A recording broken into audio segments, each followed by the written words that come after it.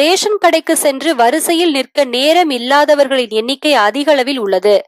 அவர்களுக்கு ஸ்மார்ட் போனில் விவரங்களை பதிவு செய்ய புதிய வசதி செய்யப்பட்டுள்ளது. இது மிகவும் எளிதாக இருக்கும். இந்த செயலியின் மூலம் ரேஷன் கார்டுக்குரிய பல்வேறு செயல்களை சம்பந்தப்பட்டவர்கள் வீட்டிலிருந்தே கண்காணிக்க முடியும் என்கிறார். இந்த அப்ளிகேஷன்ஸ் எப்படி டவுன்லோட் பண்றது அப்படின்னு பார்க்கலாம் வாங்க.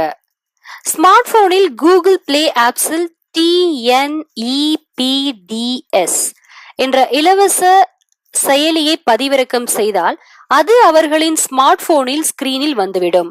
அதே போல QR கோட் ஸ்கேன் செயலியை பதிவிறக்கம் செய்ய வேண்டும். பதிவிறக்கம் செய்த பின்னர் ஏற்கனவே ரேஷன் கடைகளில் பதிவு செய்யப்பட்டுள்ள குடும்ப தலைவரின் செல்போன் எண்ணை செயலியில் உள்ளீடு செய்தால் உடனே ஒரு முறை மட்டுமே பயன்படுத்தக்கூடிய பாஸ்வேர்ட், அதாவது one time password OTP SMS மூலம் செல்போனுக்கு வந்துவிடும். அந்த எண்களை பதிவு செய்தால் செயலி திறக்கப்படும். அதில் ஆதார் எண்ணை பதிவு செய்யும் இடத்தை தொட்டவுடன் ஸ்கேன் செய்ய வசதியாக கேமரா ஆன் ஆகும். பின் நமது ஸ்மார்ட் போன் கேமரா முன்பு ஆதார் அட்டையில் உள்ள QR கோட் அப்படிங்கிறது வேற எதுவும் கிடையாது, கருப்பு புள்ளிகள் நிறைந்த ஒரு பெட்டி போன்ற ஒரு படத்தை காட்டினால் QR கோட் ஸ்கேன் செய்யப்பட்டு ஆதார் எண் திரையில் தோன்றும்.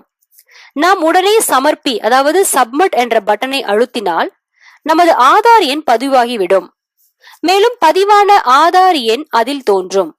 முதலில் குடும்ப தலைவர் ஆதார் அட்டையும் அதன் பின் ரேஷன் கார்டில் உள்ள வரிசைப்படி குடும்ப உறுப்பினர்களின் ஆதார் அட்டைகளையும் வரிசையாக பதிவு செய்ய வேண்டும்.